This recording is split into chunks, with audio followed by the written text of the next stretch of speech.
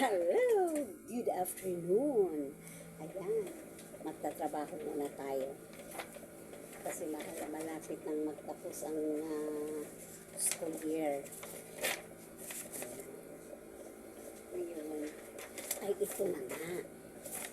Ito na nga, magkwentuhan tayo. Ito na. Si Inday nakatapos na ng pag-aaral. Galing siyang probinsya, Nakibaka, nagpunta ng Samar hanggang nakarating ng Maynila. At nakagraduate na si Inday, ano? And then, pagkatapos ng kagraduate ni Inday, naghanap ng trabaho dahil na-challenge si Inday sa pag makatapos ng pag-aaral dahil may 25 na, hindi makakita ng trabaho. So dahil doon, na-challenge si Inday, ano? Naghanap ng trabaho, ginawang araw ang gabi. And then, kahanap kung ano mga ginagawa para lang makahanap ng trabaho si Inday. At then, nakahanap na ng trabaho si Inday. At take note, ang galing Bisaya, walang kamuang-muang, nakagraduate ng college, walang kamuang-muang doon sa diction at saka accent ng mga Bisaya, nagturo na. At ang pinaka-worst pa nito, ang tumanggap na ni Inday na eskwelahan ay pioneering pa lang. And then, preschool ang hawak ni Inday. Nursery, kinder, prep. Ito na. Ay, siyempre, sabi ng aking mentor, sabi ng aking principal, dahil private school tayo, we should at least speak English. Ayan, ito na. First day ni Inday sa school with kids na nag-iedad ng 3, 4, and 5. 6? Mayroon yata hanggang 5. 5. Ay, no. Those time, 6 years old yata ang kinder pa. Hindi katulad ngayon na ang 6 kailangan lang mag-grade 1. Mga 1990. Yes, 1990. Ito na. Basta sabi ng principal, kailangan, kung hanggat maaari, speak English. Okay. First day ni Inday. Okay. Bisaya pa ang accent sa diction. Okay, children, let us stand up and let us pray. Nagtawanan ngayon ang mga bata. Huy, sabing gano'n ng mga bata. Stand up daw and let us pray. Malay ko ba kung nasaan ang mali ko doon, ano? O yan, stand up and let us pray. Tapos ito na, may prayer kasing may binibigay yung namin, yung principal ko, no, na pinapasulo sa mga bata. Ang ending ay, siyempre, pag nag-pray ka, ending ay, amen. Nagtawa na naman yung mga bata. Sabi ko, anyari? Sabi ko ganun. Bakit sila nagtawanan? Sa let us pray at saka amen. Tawanan sila, tawanan. Dahil nagagalit ako kasi bakit sila nagtawanan? Kasi nagkaklase pa. Ang pangalan din ng aking isang estudyanteng mahilig na leader ng tawanan ay Princess.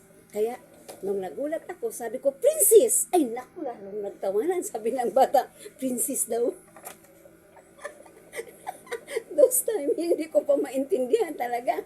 Bakit ba nagtawanan ang mga bata sa aking let us pray? And then, amen. And then, nagalit ako kasi nga, siyempre masama ang loob ko kasi nagtawanan sila. Sabi ko, Princess! Lalong magtawanan ang mga bata. Pagdating ng uwian, hapon na, kasi umaga pala ang klase namin 2 hours yung kinder. Kasi that time, wala kaming nursery. Ang klase kasi nung araw is nursery, kinder, prep. Wala kaming nursery that time. So, kinder lang and then preparatory. Then, half day lang. Kasi 2 hours and 3 hours. Hindi, half day lang kami. Pagkatapos na, punta lang, ang principal ko kasi pioneering lang, garahe ang room namin. And then, sa bintana, yun ang kwarto niya. Nakikinig siya sa akin. Tawa din pala siya ng tawa.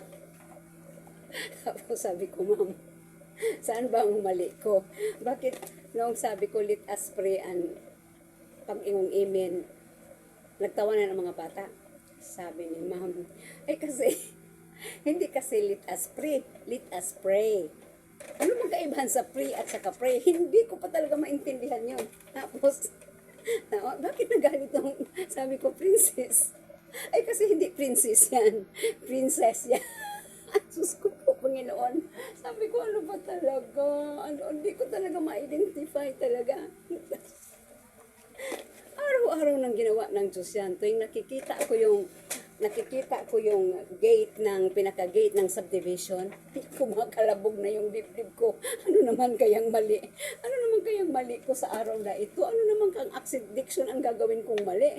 Kasi hindi ko pa talaga alam. Basta, maalala ko talaga at that time, tuwing makikita ko yung SM Bacoor, ginagawa pa lang yan that time. Tapos, tuwing makita na ang traffic kasi yung kalsada din, kasalukuyan din ginawa from Talaba, kung sinong taga Bacoor, from Talaba, papuntang Imus, yung mga kalsada niyan ginagawa pa, sabayan pa ng SM. Pag makita ko na yung ginagawang SM, kasi ang pinapasokan ko Camilla Bacoor. Shout out sa mga tagang Camilla Bacoor. Sabi, pag makita ko na yung yung ginawang SM, nagsimula na kumakalabog yung dibdib ko. Malapit na ako. Tapos, pag huminto na ako dyan sa RCBC, di pa RCBC yan dati, yan pa ba yung lugar na yan, pinababaan, sa Camellia. Pag makita ko na yung gate ng subdivision, oh, Diyos ko, kumakalabog yung dibdib ko. Ano naman kayang pagtatawanan ng mga bata sa akin?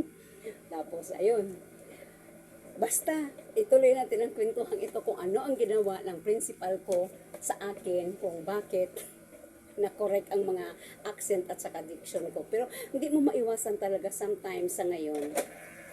Nandoon pa rin talaga. Magkakamali ka pa rin talaga. Pero saka na yan ha. Isa-isahin muna natin ha. Sa ngayon, bye-bye muna. O, so, Princess, at saka Inin, at saka Lit Aspri. Asyan, noon lang yun ha. So, ano yan, pass. Pero sa memory ko, always yan, nandiyan sa puso ko. Okay, thank you for listening and viewing. Bye-bye!